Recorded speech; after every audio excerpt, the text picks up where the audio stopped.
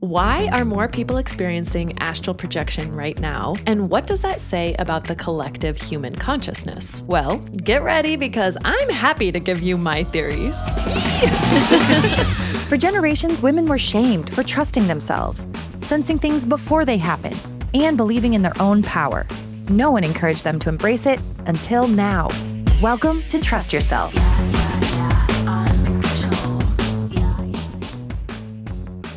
Hi, I'm Elise, but my sister calls me Sissy. And I'm her sister, Heidi. We're your favorite psychic sisters, and today we are talking about astral projection, why so many people may be experiencing it right now, and what this means for the collective awakening.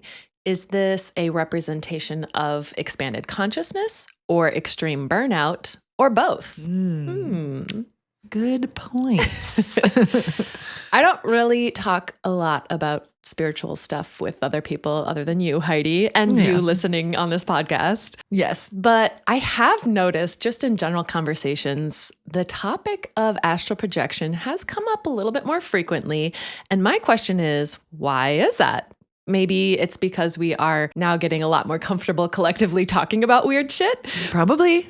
But it could also be something more. Yeah. My theory is that it is a sign of two things. One is a collective awakening, but the second is a response to burnout. And I'm going to get into these theories and why that matters in a bit. But first, let's understand what astral projection actually is. Yes. I want the scientific definition, please, Sissy. Okay. Well, there isn't really a scientific definition because science doesn't really agree on this, of course, yet. I feel like it's really close. Right.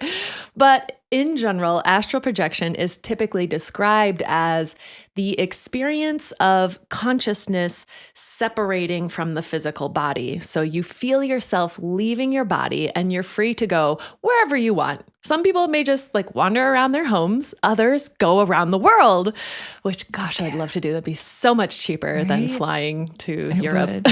It would. It really would. But this is different than a dream or even lucid dreaming, where in that instance, you are in a dreamlike state and you're in that dream realm.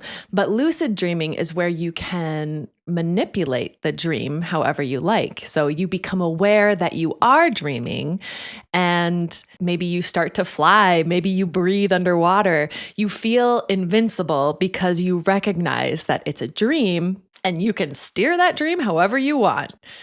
But astral projection is when you leave your sleeping or resting physical body, but you still experience the physical world as it is currently happening without your body.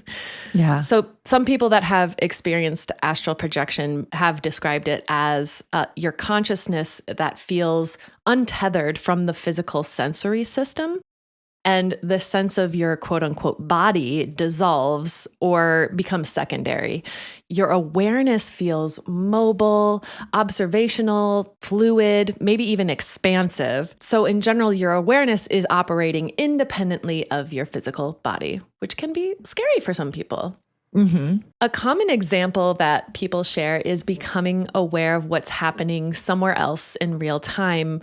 For example, maybe someone falls asleep upstairs and they astral project and they come downstairs in their astral body and they see what's happening. So maybe you see your mom wrapping Christmas presents and you see she's wrapping you a yoga mat. Yay! And then you go back upstairs to your body and you wake up and you go downstairs. You're like, Mom, did you just wrap me a yoga mat? And she's like, how the frick did you know that? Yes.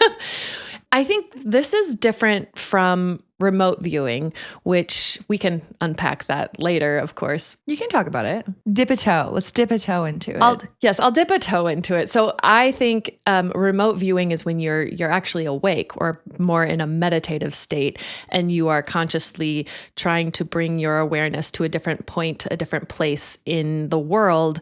Maybe more through that liminal space. I don't think you're physically, I don't think you're flying around in an astral body and your physical body is not sleeping or resting. You're just meditating.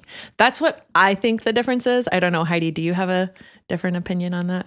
I think I've read about it in like government projects and Yes. stuff because they do remote viewing. They have a whole remote viewing training and everything. And now that everything's kind of become exposed, we get to read about it. And I've read a few books about it. And it's like you don't even have to, you never have to have physically been at this place, and you can remote view it. And it's fascinating, but it does sound very different from astral projection, where you're definitely more awake. And a lot of people are like drawing or, like writing what they see at the same time. So it's very different.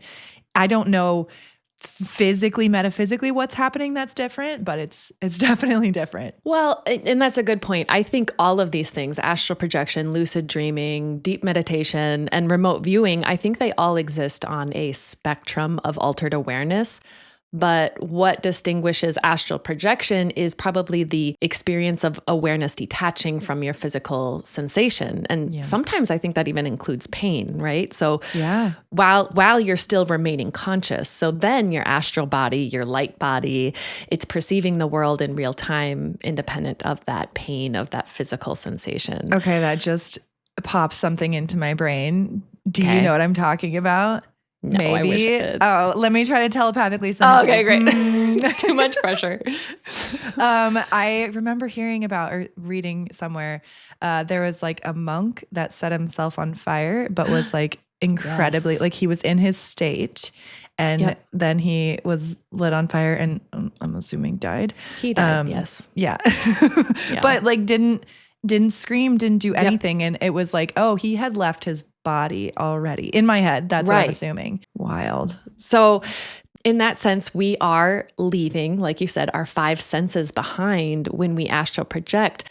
But I think we also start using what's described as our astral senses. So these are the non-physical perceptions that can be just as vivid, but I think they operate differently. So sensing, vision, touch, and even smell, I think it works through astral projection, but as a form of a sixth sense. So maybe, for example, when you astral project and you see a fabric, you just know what it feels like without physically touching it, if that makes sense. There's also more telepathy, right? You can sometimes report hearing people's thoughts, but you don't normally interact with the physical world physically, like as an astral body. You're not going to go pushing off paper like a ghost or something, like you can't be a poltergeist. Damn it. I don't think so. But that's from the research that I've done on other people's experiences. It's just more you're an observer in the real-time world. Mm-hmm. But Heidi, you've had an actual experience with this, and I would love to hear your story. Yeah. So I think my sort of obsession with astral projection came from reading a book, Behind Her Eyes by Sarah Pinborough. Oh my God. I was going to bring that up. I love that book. It's the best. I love that book. And I do highly, highly recommend reading the book before watching the Netflix series, because they did make it a Netflix series. I actually didn't watch it for that reason. I wouldn't watch it. It's not as good. My favorite quote is, "Don't judge a book by its movie." Yeah. Don't. That's one of them. And even if it's a series, like just read the book. Just read the book, guys. Yeah. But also this book is, just to be clear, it is a fictional book about astral projection. Sure it is. Oh, okay. Well, it could be really real experience, but anyways, that's beside the point. Go read the book. It's amazing. But it was describing astral projection and how you could physically leave your body and, just like Sissy was saying, kind of fly around the room. And in the book, she kind of like went over to her neighbor's house and saw what they were watching on TV and saw that there was a spilled cup of water in her son's room. And so I was like, wow, that's so cool. And so then I, of course, my obsessive side of my ADHD hyper focused on figuring out how to do that. And so I read I must learn this. Yes. I must acquire this skill. Yep. So I practiced, and to no avail, I'll have you know that. Every time like I was consciously trying to practice this, it just didn't work. And then one night, on one of my many nights where I just am awake during the witching hour, can't get back to sleep, I usually listen to some sort of meditations. And I just happened to turn on like an astral projection meditation. And it was the one where it like, because there's a lot of different methods where it's you envision a rope and you kind of envision pulling yourself yourself out of your body sort of deal. But this one, and I know that this has happened to me before a couple of times where I actually like roll, not physically, but like my spirit body rolls and like kind of rolls out of it, like rolls out of my body. And I've had that like a couple of times. So I knew what that sensation felt like. And this time it was more of like a roll and then a sitting up kind of at the same time. And I just remember right when I did it, I was like, holy shit, did I actually do it? But I was way too terrified to turn around and look at my body because I did not want to see it. That would be scary. Yeah. That would be so scary. Hard pass. So instead I was like, okay, I'm just going to get up and walk. And I will say like visually, I knew it was my room. I knew it was my house, but it's so hard to describe, but it was almost like the colors were very different. No, that makes sense from what I'm reading. Like Okay. it's the same space, but in a more vivid and expansive space, if that makes sense. Like you can see multiple things at once. Yeah. I felt like also it was kind of like almost like a video game. Like things were like, like not glitching, but just like, I don't know. It's really hard to describe. That's cool. But it was kind of like that. So I walked down so our bedroom is at the end of a hall. And so I came out, our door's always open. So I just like, floated down the hallway. And then I get to my kids' rooms and my son's door was closed. And I paused in front of his door and I'm like, how do I just go through? How do I do this? And I was like, you know what? I'm just going to try to go through. And I just went through and it didn't feel like I moved through anything. It was just like, boop, now I'm inside of his room. Yeah. Okay, that's cool. And I went over to him and I saw him and God, what I remember like touching him or like doing something like I was physically like, or not physically, but like sending him love or something. And he like opened his eyes or smiled or said hi, mommy, or something. Like he sensed me for sure. And then I kind of freaked out. And then I was like, okay, I'm done. And I don't even remember like how I came back to my body. I think it was just kind of like a snap. Yeah, I was going to say when you freaked out, did you just get sucked back into your body? Like, I'm scared. I think so, because I definitely remember feeling the sense of like, okay, I'm actually kind of nervous. And then it's like, as soon as I felt nervous, I was back in my body. Wow. And then and then I was awake because I was like, whoa, that was wild. 5 minutes after that, my son comes into the bedroom and sleeps with me. And I was like, what? That was wild. That's so cool. He didn't feel anything though. Like I asked him, I was like, did you know mommy was in your room? And he's like, no.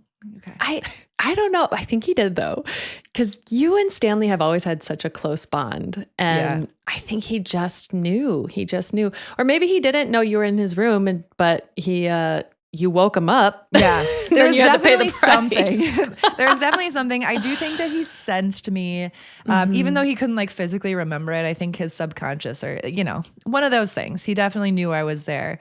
But our sons, man, because your son has a story. So my son, I believe, astral projects quite a few times at night because I don't know if he does it much anymore. He's 7 now, but when he was around 5 and 6, he would talk about my dreams where I fly down the stairs and it tickles my tummy and I'm doing loop-de-loops. But he would just talk about when I asked him oh, what did you see in the dream? What did you do? Did anything weird happen? And he said, no, it was just our house. It was just normal. And then I saw you sleeping. I'm like, what? Yeah. Yes. But I also heard a story that's kind of the reverse, of this woman who said that she astral projects quite a lot and she does it consciously and intentionally, I mean. But there was one night in particular, I think she was also a nurse, so she wanted to take a nap during the day. Sorry, not a night. There was one day where she wanted to take a nap and she was tired and she's like, I think she said, I was also kind of worried about what was going on downstairs. I want to make sure my husband and the kids were okay. So she astral projected downstairs to see if everything was okay before she fell asleep. Oh gosh. And then after her nap, her husband said, so their son, I don't remember his name, let's call him Billy. Bobby. Billy Bob. Billy Bob.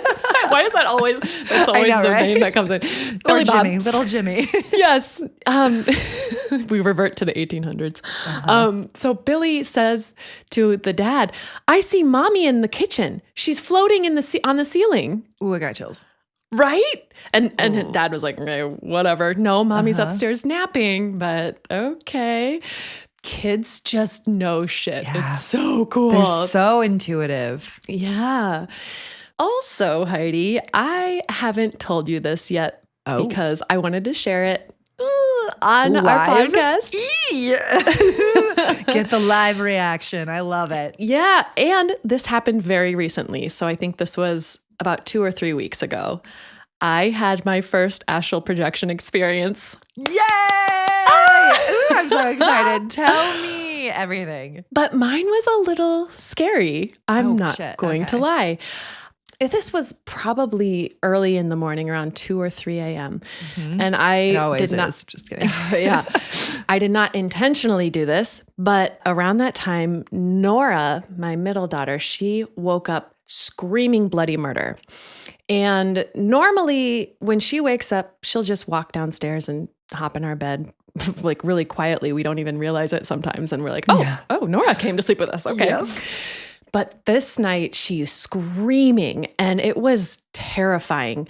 And I remember jolting up, just jolting out of bed. But when I jolted up, it sounded like Velcro was ripping apart. It was like, yes, really loud sound. And it scared me. And then, but I didn't think of anything. All I thought about was Nora, and I had to get to Nora, but I felt so strange because I felt very light and I started to just float around the corner. But as I did, usually when this happens at night and my kids wake up, I turn on all the lights because I'm still a scaredy pants. And cute. I start to try to turn on the lights to go upstairs and the first one didn't work. And I'm like, okay, weird. And then I turned around the corner, start to go up the steps and try to turn on that light. I'm like, why are the lights not working? And I'm looking down and I'm trying to flip it on and my hand is like going through it. But then I'm looking at my hand and I'm like, that's not really my hand. Everything looked very different. And it kind of was like effervescent. I don't know. Yeah, I know. I think I know exactly what you're saying. Yeah. And it was like bubbly. And then that was when I was like, holy shit, I'm scared. And also at the same time, I think I felt Sean like poke me like, hey, do you hear Nora's Wake up, Mom. Yeah. Wake up. Okay. I'm going to be nice here. Sean actually usually does help with when the kids wake up. It's like every other time. I think this was my time to help. So he's like, it's your turn. But he poked me. And instantly I just got sucked back into my body. And then I woke up for real. And I'm like, whoa, what a weird dream. But then I heard Nora screaming still. And I'm like, oh, fuck, that wasn't a dream. I left my body. How did that happen? Sam, that mama instinct was like, I got to get there now. I just whoop right out of my body. Like, she is in a deep fucking sleep. I got to leave it. Yes. Oh, God. Yes. Okay. So this is really interesting that we had 2 very different experiences because I think this ties into my theory. I mentioned earlier that I think we're seeing an increase in the number of people that are reporting astral travel. And the reason I think is twofold. So to answer this, we need to understand how astral projection can happen. And from what I understand, and again, this is just my theory, guys, based on some research of other experiences. From what I understand, astral projection can happen through 2 very different nervous system pathways. One is rooted in survival, and one is rooted in regulation. Astral-like experiences can happen so both in very high stress situations, but also deep calm for completely different neurological reasons. Obviously, one of those is sustainable and intentional. One is not. So let's unpack this. All right. So the first is the stress-induced trauma-based out-of-body experience. And this is usually what science studies. Yeah. And what's happening is that your body goes under extreme stress, fear, pain, trauma, which overwhelms your nervous system. And the brain can disconnect awareness from bodily sensation as a form of protection. And this results in your disassociation or spontaneous out-of-body experiences. So this usually shows up as an unintentional instance. It's disorienting and it's frightening, and your awareness is fragmented and it's survival based. So this is your nervous system saying, this is too much for me. I'm disconnecting to survive. Yeah. And I just want to pause here to take a minute to say, again, we are not medical or mental health professionals. This is just a sister conversation. Don't sue us. Please don't. But if you have experiences like this that have felt overwhelming or concerning, please reach out to a qualified professional for support, not us. But also you can share your stories. You can share your stories, yes. We'll read it. Whereas the second astral projection that can happen is a more calm, induced, intentional, altered state. So like through meditation. And this is what people mean when they say they want to astral project. So in this case, what's happening is the nervous system is regulated and it feels safe enough to let your awareness kind of roam. The body relaxes and your awareness stays alert. And it is intentional and it is grounding and it's often peaceful. So this is when your nervous system is saying, I am safe enough to let awareness roam free. And the difference matters because one is about surviving a system that is breaking us, and the other is about consciously evolving beyond it. What's funny is I think that I experienced the trauma version and you experienced the intentional version, and that tracks. Yeah. Well, yeah, it kind of does. But at the same time, now that you're talking about that, I have to question then, your husband, Sean, also had an astral projection experience. And if this is under a trauma-induced one, which I think it probably was. I think it was. But was it disorienting to him, or like was it fear-based? Like, was he scared, or was he like, no, I was chill? So what was happening with Sean was he was getting work done on his hand because he broke his hand. And I think for him, it was just, there was so much pain because he was not really I don't think he was under medication. There was pain and there was fear about what was happening that he just popped out and he's up on the ceiling looking down on what's going on. And he said when he was doing that, he wasn't really scared, but he was just more in awe of what was happening. But he did say he didn't feel any pain. Yeah. So I think whether or not he was afraid when he was astral projecting, I think it was that he didn't want to feel the pain anymore. So his body just, there you go. You're done. You're leaving. Disassociating. What's the difference between disassociating and astral projection? Oh man, we could go down so many rabbit holes. Well, that's the thing. That's why this kind of plays into my theory. I think as a collective, we are more stressed out, burnt out, and overwhelmed than ever before. But we're also more spiritually curious and aware. Mm-hmm. And I think that combination explains why these experiences are increasing.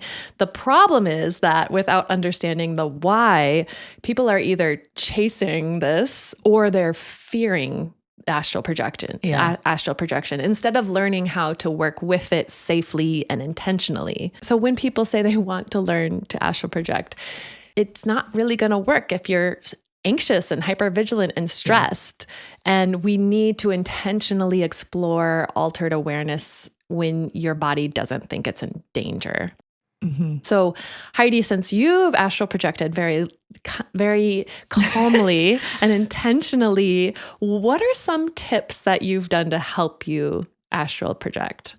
I love to listen to astral projection meditations, and I have an app called Insight Timer, which you can do so many of it. So many of them are free. Yeah. Those helped me a lot. Even just getting into kind of like a more meditative state, even when I didn't astral project, because remember, I've only astral projected for sure once, maybe a couple other times, but I've tried to do it multiple times. Like I was kind of alluding to, there's a few different methods. So one is like you're kind of imagining this rope coming down into like your chest, and then like you picture kind of your astral body pulling itself out. And then there's another one where it's like you sit up and it's like that Velcro that you were mentioning. Mm-hmm. So that makes sense. So yeah, just like get curious, get out there and try to ask questions. If you know anybody who does it, hit me up. Yeah, on demand. Or maybe we should have them on our podcast. That would be really fun to ask them about it. Please email us hello@trustyourselfpodcast.com. We would love to hear your stories and also have you on because clearly I'm not an expert at this. So I would like to have an actual expert to ask questions about. But it's just a really cool concept. And I agree with you, Sissy. I think the collective consciousness is becoming more aware of the expansion and of the fact that we are more than just our meat suits. And there are so many things that are possible that we used to think were impossible, and now we're already doing them. So what more is actually possible that we currently think is impossible? It's just really cool to think like that. And yeah, I want to absorb and learn more about it all. After I actually did astral project for real, and I was very certain that I did. Yes. And after researching other astral projection stories, I heard more about that fuzzy noise that you hear when you leave your body. And it reminded me of a time when I actually was taking a nap on the very rare occasion that I take a nap during the day. And I think it was after like Thanksgiving sometime. It was pre-kids. I was not as stressed. You were in a tryptophan coma. I was in a tryptophan coma for sure. And I remember I was also on my side on the couch. And I remember hearing all of a sudden it got really loud, like super loud in my ears. And it was like this static noise. And I freaked out and I just jolted awake. So I didn't allow it to happen because I got scared. Yeah. So I think that getting over the fear part is also a big one. Definitely a big hurdle, I think. Because I used to be like, oh, I'm not scared of that at all. And then when it did happen, I was like, oh, no, I'm actually a little scared. Like, just, you can literally, because I feel like your consciousness is still there, like your normal consciousness. Because I'm like, if I'm not in my body, yes, what does that mean? Am I dead? Well, like what? Like it freaks me out a little bit. And if you read the books like Behind Her Eyes, that might scare you a little bit. That one will definitely scare you. So just a little forewarning. Not to give anything away, but it is that question, what happens to your physical body when your astral body is not there? And in this fictional book, it gives some scary examples. So I think just some that's great. It's like a great creative idea. Yes. Like expanding on astral projection. I think it's like a really great book about astral projection. And then there's just like this awesome creative side to it too, which is really cool. But it's so cool. But it's also kind of it's also been a question that's asked frequently in our society as, is astral projection dangerous?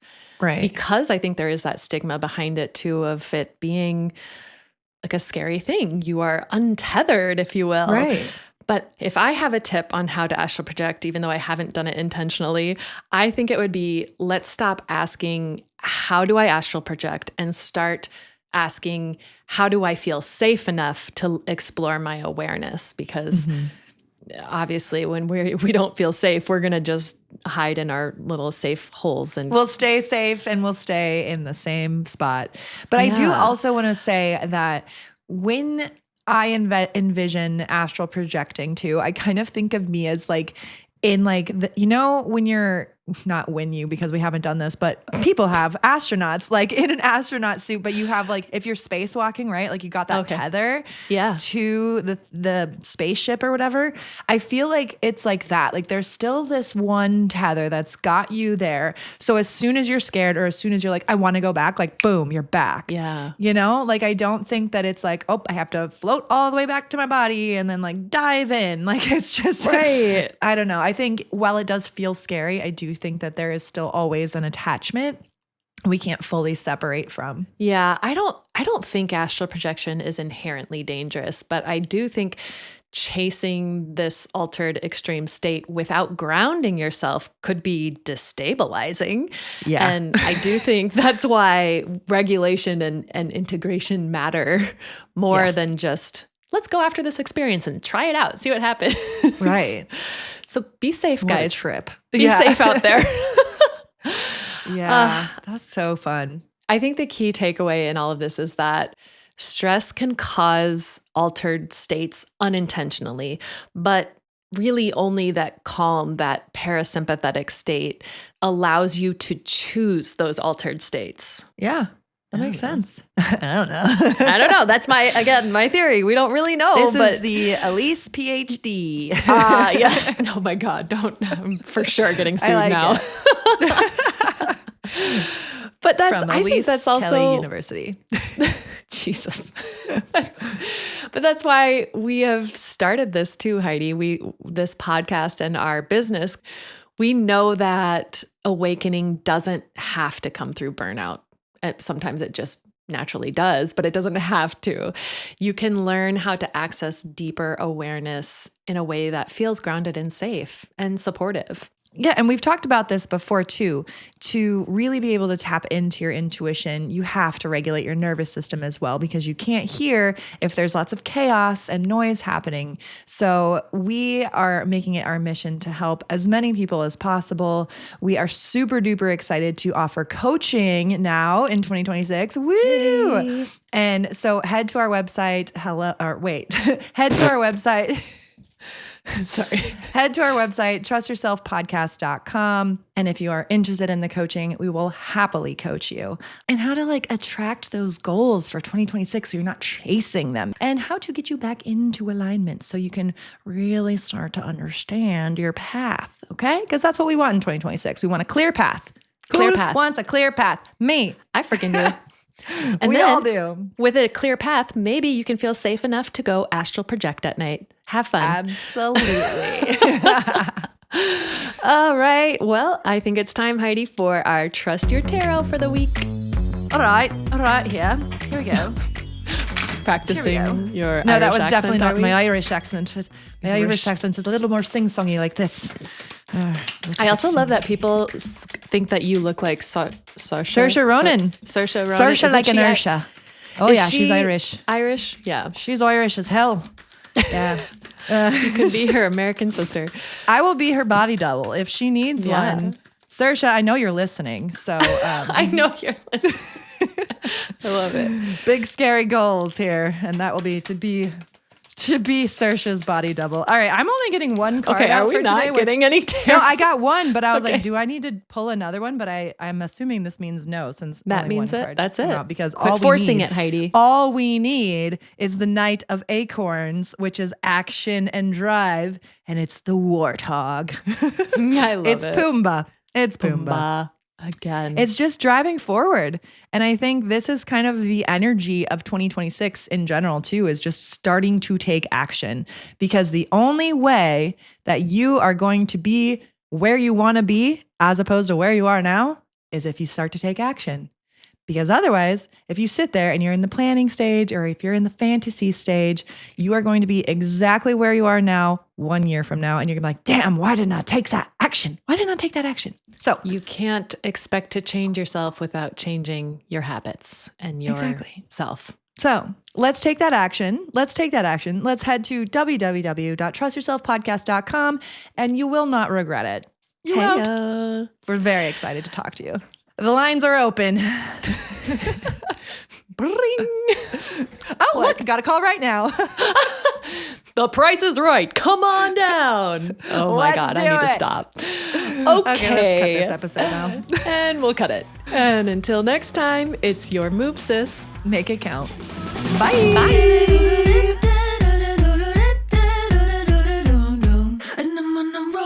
My cheeks are killing me.